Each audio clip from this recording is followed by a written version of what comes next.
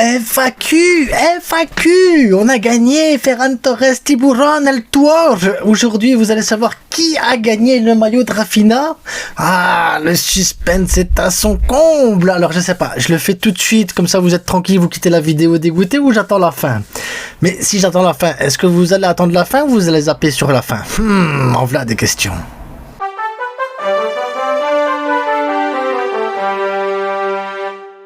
Abonnez-vous, likez, partagez, commentez, mettez « Je suis dégoûté, je voulais que ça soit moi le gagnant ». Voilà, je peux comprendre. Donc, je vais commencer tout de suite le gagnant, comme ça vous êtes tranquilles. Ceux qui vont être là après, qui restent, c'est parce qu'ils ont envie d'avoir les réponses à la FAQ. N'oubliez pas, la FAQ, je réponds à toutes vos questions. Je ne trie rien, je les lis même pas avant, je trie rien, je mets le petit cœur, voilà, c'est tout. Je réponds à tous, donc je sais pas combien de temps ça va durer parce que j'ai vu qu'il y avait beaucoup de questions. Maintenant, est-ce qu'il y en a beaucoup qui se ressemblent? Je saurais pas vous dire, mais en attendant, voilà, on va répondre à toutes les questions. Merci à ceux qui ont participé, merci à ceux qui sont toujours là, présents. Moi, je suis dégoûté parce que je vais offrir le maillot de Rafinha. D'ailleurs, le nom du gagnant, attendez, parce que moi, je ne retiens pas les pseudos. Le nom du gagnant, je l'ai là et je suis dégoûté parce que je suis content pour le gagnant et je suis dégoûté pour tous les autres parce que si je pouvais faire gagner un maillot à tout le monde, je le ferais gagner à tout le monde, mais clairement je le ferais. Et je pense que des concours comme ça, je vais en faire vachement plus souvent. Donc il y en a un encore en fin d'année, les gars, parce que oui, le gagnant du maillot de Rafinha qui est là, c'est donc Mohamed BND 95-100. Donc, Mohamed BND 95-100, c'est lui qui gagne le maillot de Rafinha. Le maillot, voilà, il va être envoyé dès que tu viens sur Instagram ou sur X, je sais pas sur quel réseau tu me suis, en plus de YouTube, parce que pas sur YouTube, mais en privé, comme ça, tu me donnes l'adresse, le nom et je t'envoie le maillot, quoi. Voilà, c'est le principe de base. Mais, attention, ceux qui sont dégoûtés, là, non, je voulais que ça soit moi. Donc, Yanis, regarde-moi, parce que moi je pensais vraiment, je me disais, ça serait drôle, Yanis, le plus grand fan de Rafinha et tout. T'as une deuxième chance. Je sais que t'as déjà participé, vous êtes nombreux à participer, donc voilà, il y a un deuxième maillot de Rafinha à gagner. Oui, il n'y en a pas qu'un. Il n'y a pas qu'un maillot de Rafinha, il y en a deux. Pour la deuxième, c'est la FAQ de fin d'année, donc la FAQ bilan de fin d'année. Vous mettez Barça et vous mettez la question que vous voulez, si vous voulez des questions. Si vous n'avez pas de questions, vous mettez juste Barça, ça suffit. Suffit de liker et d'être abonné à la chaîne, c'est largement suffisant. Et si vous voulez ce maillot du Real Madrid, vous mettez Real, et si vous avez une question, posez la question. Si vous n'avez pas de question, vous ne la posez pas. Ouais, l'autre c'est Arbitro, le joueur, c'est mon joueur préféré, Arbitro, du côté du Real. Donc, ceux qui veulent le maillot du Real, vous mettez Real, votre question, ou juste Real. Et pour Barça, vous mettez Barça, ou votre question, tout simplement. Mais si vous mettez une question, mettez-moi pour quel maillot vous jouez, quoi. Parce que si vous mettez pas pour quel maillot vous jouez, moi je vous fais jouer pour les deux maillots. Alors si voilà, il y a des Catalans qui gagnent le maillot du Real, je suis désolé, c'est le hasard, c'est comme ça. Moi je ne sais rien faire contre le hasard, mais je pense très franchement, parce que je commence à avoir ma collection de maillots qui commence à bien se compléter. Je me demande si le prochain maillot, je vais pas essayer de faire gagner celui de Ferran Torres. Tiens, dites-moi en commentaire ce que vous en pensez. Mais voilà, parce que ouais, j'ai Yamal que je mets quasiment tout le temps aussi. J'ai Gavi que je mets quasiment tout le temps, qui est pas là affiché. Et ça commence à devenir une belle collection. Mais je pense que maintenant, on va commencer une fois par mois, on va faire un concours. Une fois par mois, on va faire un concours. Bref, commençons maintenant la FAQ parce que elle va être longue, les gars. Donc, pour ceux qui sont dégoûtés, jouez pour le suivant. Celui qui a gagné, donc Mohamed BND 9500, félicitations, j'ai envie de te dire félicitations, voilà, okay. C'est la classe. Pour tous les autres participés, et merci toujours d'être là, les gars, merci à vous, ça fait plaisir. Donc, E1Job 125, la phrase de Thierry Henry tient toujours. Ils ont tous peur du Real Madrid et le Real Madrid a peur du FC Barcelone. Une pensée pour Peña que tout le monde semble oublier à cause du tacle manqué. Bravo à tous. Mais effectivement, Thierry Henry, il avait parfaitement raison. Tout le monde a peur du Real sauf le Barça. Et le Barça, c'est comme ça, les gars. Et Peña a fait un grand match contre Dortmund. Il a fait un grand match aussi contre le Betis. Peña, ça fait quelques matchs qu'il est très très bon. Et on ne t'oublie pas, frérot. On ne t'oublie pas. Parce qu'on t'a bien critiqué. Le Blaugrana Rusé. Je pense que c'est le meilleur match du Barça à l'extérieur depuis le début de saison. Ben même depuis longtemps, parce que même saison passée... ça fait longtemps, parce que moi je me souviens de matchs à l'extérieur, style qu'on a perdu contre le Bayern, la première année de Xavi et tout. Tu dis, ouais, il y a des possibilités, c'était des beaux matchs. Tu perds contre le Real Madrid aussi, c'était un beau match. Et ça restait des beaux matchs, même si c'était des défaites, tu voyais quelque chose derrière. Ici, c'est pas que tu vois quelque chose derrière, c'est que tu as eu un beau match de foot et tu as eu une victoire à l'extérieur dans un stade compliqué contre une équipe compliquée. Donc franchement, oui. Et les émotions que ça donne, ça faisait longtemps que j'avais pas eu cette émotion-là avec le Barça, parce que jusqu'à la dernière seconde, en fait, t'es comme ça. Dernière seconde. Et c'est le scénario tout. Parce que 1-0, 1-1, 2-1, 2-2... 3-2, la dernière action en dernière minute, Ferran Torres qui rentre pour Lewandowski, tu fais non et tu fais si. Donc c'est beaucoup d'émotions, c'est vraiment beaucoup d'émotions, parce que t'as envie d'insulter flic, tu vois le contrôle de Ferran, t'as envie de l'insulter, tu vois ce qui se passe, t'as envie de les insulter, tu perds le contrôle, tu fais non, c'est pas possible, et puis finalement tu gagnes. Les émotions c'est ça le foot, les gars, c'est les émotions, et on vit avec beaucoup d'émotions. Courage Bama 2510 qui dit Iñaki devient de plus en plus rassurant, c'est déjà bien pour l'équipe de compter sur un gardien, déjà qu'il y aura des matchs difficiles. Ouais non, Iñaki, franchement les gars, on l'oublie, et Iñaki en ce moment il fait des beaux matchs, les gars. Je dis pas que c'est le gardien qui doit faire sa carrière au Barça, je pense pas que ce soit le gardien qui doit faire sa carrière au Barça, mais ce qu'il fait là actuellement, c'est très très bien, c'est très très fort.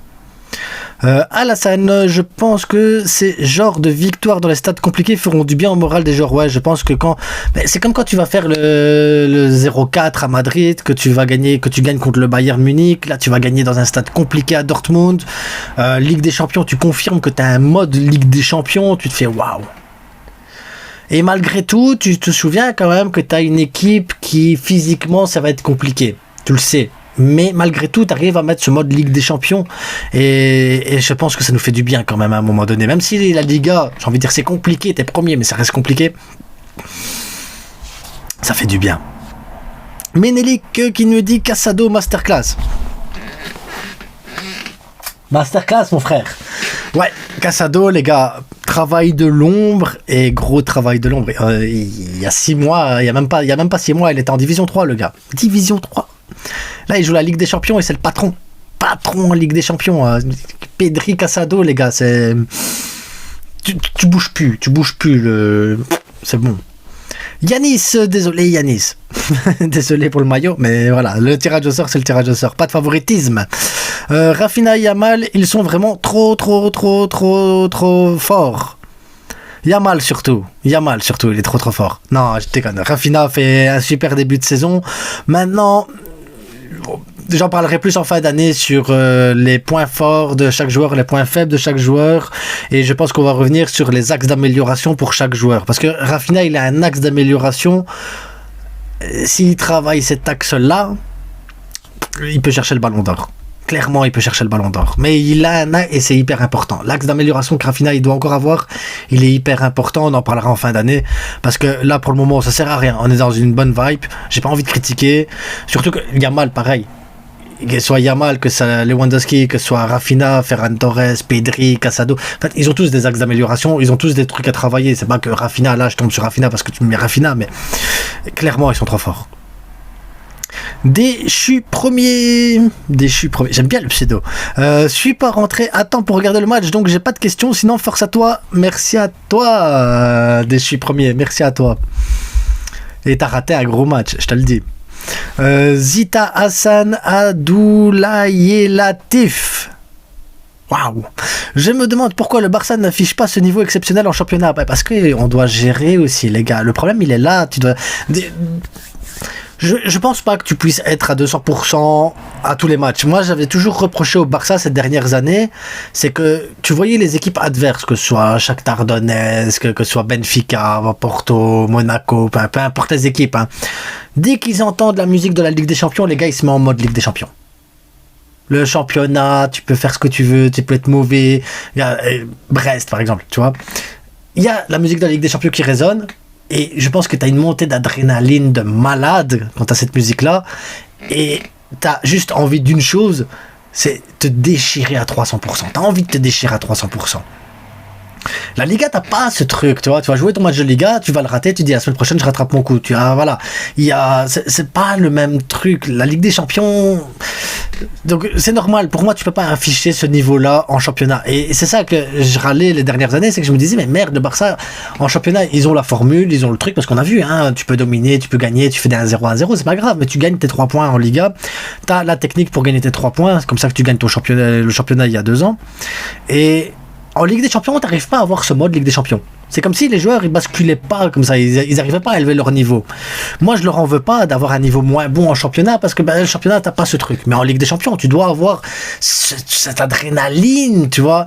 Et à mon avis, il y avait trop de joueurs à l'époque qui ont connu les remontadas, tu vois Ter Stegen, Busquets, Alba, Messi... Suarez, il y a plein de joueurs qui avaient connu des remontadas et tout, qui étaient encore au club, Sergi Roberto et tout. Et là, si tu prends l'équipe que tu as cette saison-ci, avec Iñaki Peña au goal, il n'y en a pas un qui a connu une remontada, à part Frenkie. Mais Frenkie, voilà, il rentre, il est dans cet aspect des anciens, en fait, qui ont connu les remontadas, en fait. Frenkie, c'est peut-être ça. Il a un blocage peut-être en Ligue des Champions, comme les autres, ils l'ont eu, les anciens. Et là, tu te dis, en fait, quand tu mets aucun ancien, que tu mets tous des nouveaux, et qui découvrent réellement la Ligue des Champions, ça va, hein. Le mental, il est là, les gars, et c'est le mental.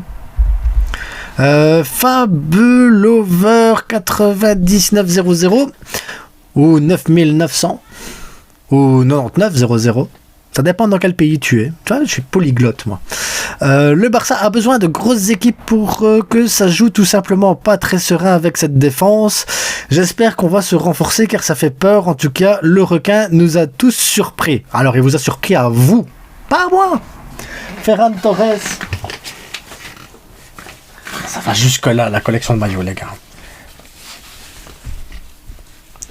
C'est à vous qui l'a surpris. Moi, il me surprend pas, le Ferran Torres. Pour ceux qui se disent, il a le maillot du... Non. Donc, moi, il m'a pas surpris. Ferran, c'est le futur ballon d'or. Besoin de grosses équipes. Mais il faut savoir que quand tu joues contre une équipe qui joue bloc bas, défensif, violemment, avec des arbitres en Liga qui sifflent rien, que c'est de l'anti-jeu total et c'est compliqué. C'est compliqué, tu dois, comme je l'ai dit en début du débrief à chaud, pour avoir un beau match de foot, tu dois avoir 2 belles équipes. On a eu 2 belles équipes. Ensuite, défensivement, pas serein, Koubarsi, Iñaki, les gars, ils jouent tous les matchs. Donc se renforcer, oui, mais le retour de Christensen et Araujo va faire du bien. C'est pas que tu dois te renforcer, c'est que tu dois récupérer les gars qui sont blessés déjà dans un premier temps, parce que waouh, il faut voir la condition physique, parce que l'air de rien, Koubarsi et Inigo Martinez, ils défendent tellement haut qu'ils doivent couvrir 50 mètres derrière eux. 50 mètres, ils font des sprints de malade. En plus, le hors-jeu se siffle pas tout de suite, il faut 3 jours pour qu'ils sifflent. Donc les gars, quand ils arrivent, ils doivent jouer leur coup à 300%, même si, voilà, c'est chaud les gars, il faut penser à ça. Après, voilà, le piège du hors-jeu, c'est une bonne chose, on pourra en parler en fin de... Et si la trêve, c'est dans une semaine, on en parlera du piège du hors-jeu. Parce que, moi, je suis pour, mais il faut doser légèrement le truc. Alors, Miku VDM 9055 ou 9055, comme je vois, tu as assez de questions. Il y en a plein, ça c'est vrai. Mais voilà une deuxième, ok. Selon toi, qu'est-ce que ferais-tu si tu étais à la place de Hansi pendant la trêve hivernale? Bien à toi. Ben écoute, si j'étais Hansi Flick, je pense que j'essaierais de travailler la récupération. Ils ont fait leur préparation physique. Ils ont joué des matchs de Ligue des Champions comme des fous. Ils ont fait des matchs de fous. Championnat, on va essayer de s'assurer la première place. Maintenant, si t'es pas premier et que tu finis deuxième fin d'année à 1 point ou 2, c'est pas la fin du monde non plus, parce que vu la qualité collective qu'on a, il faut pas déconner. Il faut pas être exigeant de dire on va être premier du début jusqu'à la fin. C'est une Liga quand même, les gars, c'est un championnat. Je pense que pendant la trêve hivernale, j'essaierai de travailler la récupération des efforts et j'essaierai de travailler avec certains joueurs le QI foot, la compréhension de la gestion de certains efforts. Je pense à Rafinha qui se donne à 300% à chaque match. qui calcule rien, lui. Il calcule rien. Il y va. Et en fait, quand t'as vu contre Dortmund, il sort avec des crampes. C'est normal. Tu peux pas tenir ce rythme-là comme lui, il le fait, comme un malade mental, pendant 6 mois et dire ça va, c'est Rafinha, tout va bien. Non, même Rafinha peut fatiguer à un moment donné. Et c'est là, en fait, qu'il faudrait travailler avec les joueurs, c'est la récupération et la vidéo, beaucoup, pour leur montrer, regarde, là, le ballon, il est là, le gars, il peut pas te voir, donc fais pas l'appel. Là, comme ça, fais un appel plus court, gère ton effort, fais un appel dans l'autre sens, tu vois, mais pas d'appel de fou malade qui use ton énergie et ton carburant. Et c'est là, en fait, il faut travailler les efforts. C'est pareil avec, on a joué beaucoup vertical à un moment donné. Ça serait bien, comme on fait ici le dernier match et l'avant-dernier match, surtout, on a bien géré, c'est qu'on a joué un peu plus, plus posé, on a joué un peu plus en retrait, on a construit un peu plus de manière à pouvoir poser le jeu et construire tout doucement et avancer progressivement. Parce que l'air de rien, tout le temps aller chercher comme ça la profondeur, mais ça, voilà, c'est du travail que je ferai peut-être plus tactique, et voilà, de la récupération et de la tactique, beaucoup de tactique. Parce que là, pour le moment, des fois, j'ai l'impression qu'on précipite trop et on use trop vite notre énergie pour certains efforts inutiles. Voilà, c'est l'impression que j'ai. Donc le Barça commence à subir à chaque fin de match. Je pense qu'on retrouve le Barça de Xavi petit à petit, mais c'est pas le Barça de Xavi, c'est le Barça tout court, hein, grand. Moi j'aime pas qu'on dise le Barça de Xavi, parce que c'est comme si le Barça de Xavi, ils étaient, je sais pas, c'est des handicapés en fait. Voilà, j'ai rien contre les handicapés, hein, mais tu dis, les gars, ils ont un handicap. Ils jouent avec une jambe en moins à un moment donné, où le Barça de Xavi, c'était du genre, ah, les gars, c'est bon, on attaque, on construit, mais après, à la 60e minute, on arrête, hein, on recule, hein, oh. Xavi, il voulait pas ça, hein, les gars. Xavi ne voulait pas ça. Xavi, il voulait des joueurs qui prennent la profondeur et tout. La bonne année de Xavi, c'est Aubameyang, Ferran Torres, Dembélé. Tu prenais la profondeur, t'avais Adama Traoré, et tu balançais un peu devant sur les côtés. C'était ça, le truc de Xavi. C'était de jouer avec de la verticalité à la base, hein. J'essaie de vous rappeler le truc. Mais comme il n'a pas eu le choix du mercato, il n'a pas le choix du mercato. Malgré tout, il aurait pu s'adapter. Bref, on n'est pas là pour faire le jugement de Xavi. Mais le Barça de Xavi, j'apprécie pas. Dans le sens où c'est pas le Barça de Xavi, c'est le Barça qu'on a avec des joueurs qui ont un collectif moins qualitatif, avec des joueurs qui ont un problème de physique, avec des joueurs qui doivent trouver de la récupération, avec des blessés qui reviennent pas au niveau. C'est compliqué. Les gars, ils fatiguent. C'est pas qu'en fin de match on subit, c'est qu'en fin de match, on est fatigué. Et c'est là que j'ai bien aimé les changements de Flick, c'est que il l'a vu, il le sait, il s'est dit tiens, on fatigue en fin de match, ça devient un peu plus compliqué. On va mettre des joueurs qui savent prendre la profondeur. Un Ferran Torres, un Pau Victor, un Fermin Lopez, c'est des joueurs qui prennent la profondeur. Lamine Yamal, il sait dribbler, prendre la profondeur aussi, de l'intelligence de jeu. C'est des joueurs que, voilà, ils ont besoin d'espace pour pouvoir être heureux. Rafinha fait partie de ces joueurs-là aussi. Et l'intelligence de se dire, on va subir un petit peu, on va reculer, on arrête un peu le piège du hors-jeu. C'est ce qui s'est passé en fin de match, hein. On a stoppé un peu le piège du hors-jeu, on a reculé, on a donc laissé Dortmund arriver. Attendez.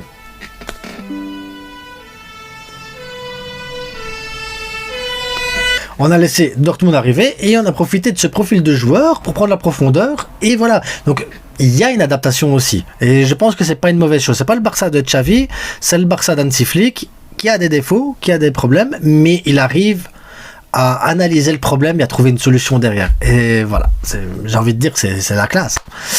Cette fois, le coaching de Flick a été gagnant parce qu'il apprend énormément, je pense, au fur et à mesure du temps. Il apprend énormément et il comprend de plus en plus les profils des joueurs qu'il a avec lui.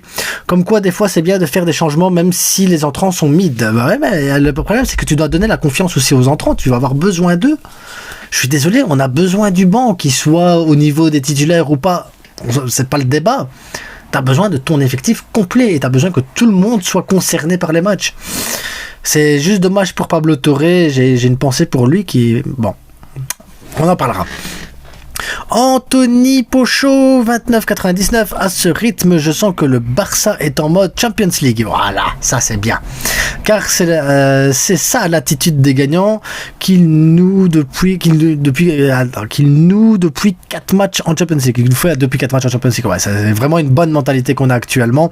Contrairement en Liga où on joue, tu les sens fatigués. Ouais, mais je te dis, l'adrénaline. Je suis sûr, l'adrénaline de la Ligue des Champions, ça fait beaucoup. Le cas Olmo, normalement il devrait être enregistré avant fin décembre. Et que serait son sort en Liga si Christensen rentrait? Là on en parlera aussi vidéo cette semaine, je vais regarder parce que le cas Olmo ça pose problème. Le cas Olmo pose problème. Et c'est là que je vous dis, on a un problème d'effectif. Donc quand vous me parlez, il faut aller chercher Nico Williams, il faut aller chercher même Kimmich gratuit. Même Kimmich gratuit. On n'a pas d'argent. Même Messi, faire revenir Messi ici, ça serait beau. Le championnat américain, je pense qu'il termine.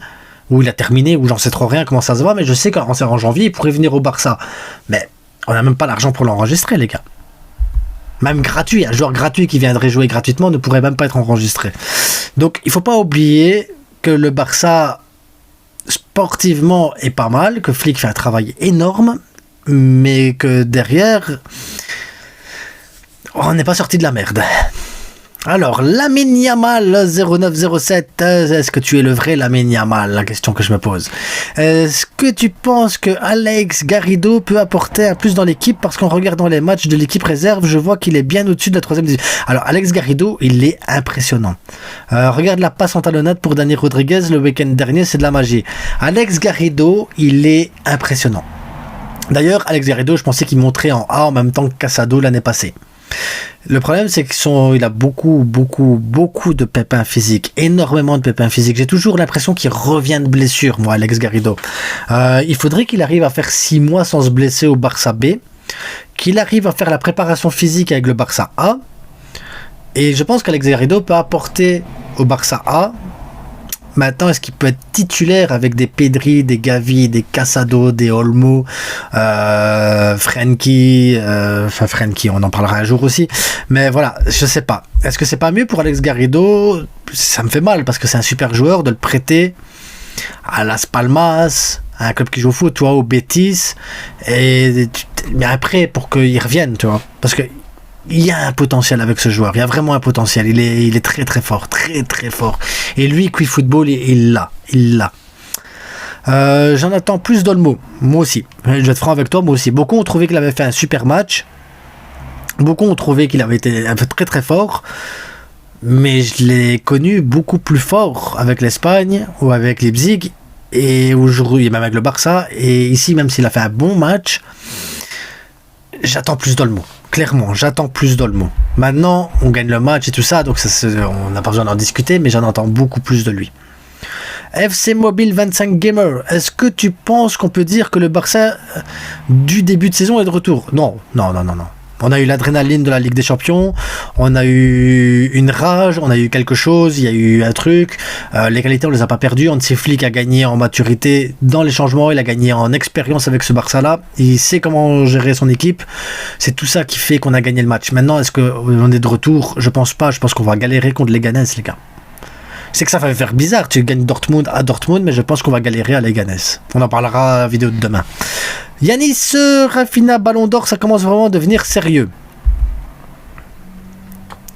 On en parlera. Foot Soccer 161, salut Lafrid, j'espère que tu vas bien. Bah écoute, je suis vachement crevé en ce moment, mais ça va bien. Ferran apporte beaucoup plus que Lewandowski lorsque le Barça est dos au mur. Mais ça dépend le profil. Si tu joues contre un bloc bas, très très bas, et que t'as pas d'espace et tout, je trouve que Robert Lewandowski est beaucoup plus pertinent. Parce qu'il va attirer 2 défenseurs sur lui, parce qu'il apporte un plus dans le rectangle, et parce que voilà, ça bloque des joueurs. Ferran Torres n'a pas ce poids-là dans un rectangle. Maintenant, tu joues contre une équipe qui joue au foot, qui est un peu joueuse, où tu as de l'espace, où tu dois construire et avoir des mouvements, Ferran Torres sera pour moi plus pertinent qu'un Lewandowski.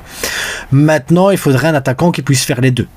Voilà. Haaland ne rentre pas dans ce profil-là pour moi. Mais il nous faut un autre profil qui puisse faire les deux. Alors, Grenat bleu. On a vu Lamine en quasi métronome en première mi-temps, même s'il était toujours ailier droit, c'est toujours lui qui crée la conservation ou l'attaque. Il était, en plus d'être le déclencheur, le cerveau de l'équipe. T'en penses quoi? J'en pense que Lamine Yamal, les gars, il est trop fort. Il est trop fort. Il est trop fort. Il fait la gestion, il fait le rythme, il dribble, il percute, il prend des responsabilités, il va à fond. Dans les axes de progression, j'ai envie de te dire, il faut qu'il marque des buts. Même si on en met déjà 3 ici, qu'il n'y a pas besoin qu'il marque des buts parce que les autres en mettent. Il manque plus que ça en fait. Hein. Il faudrait qu'il marque les buts, qu'il tire les coups francs et les pénaltys. Et c'est bon, Lamine Yamal, tu lui donnes le numéro 10, tu le mets en faux numéro 9. Et voilà, la Messi. Hein. Il est trop fort, Lamine Yamal. Monsieur Zdaroum, ou Mr. Zdaroum. Honnêtement, la frite, dis-nous qui s'est déguisé en Ferran Torres pour le match. Je sais pas, Ferran Torres, il a toujours eu ce talent-là en lui, les gars. Essayez de croire au requin. Essayez. Il est trop fort, Ferran. L'entrée catastrophique de Frenkie, on en parle. Non, on va pas en parler. Parce que je pense que je vais taper mon top 3 des joueurs qui m'ont déçu première partie de saison. Top 3 des joueurs qui m'ont régalé première partie de saison. Je pense qu'on va faire une vidéo comme ça. Et Frenkie fera du top 3 déçu et j'expliquerai pourquoi. Parce que là, il y a un problème. Frenkie de Jong, ça va pas, les gars. Ça va pas. Salut la frite, salut à toi, Eriche Koji. J'ai suivi ce bon match et t'as dû prendre du plaisir, mais je n'ai pas compris pourquoi Rafinha n'a pas été signalé hors-jeu sur son but. Parce qu'il n'y a pas hors-jeu. Il n'y a pas hors-jeu, le pied du défenseur le couvre.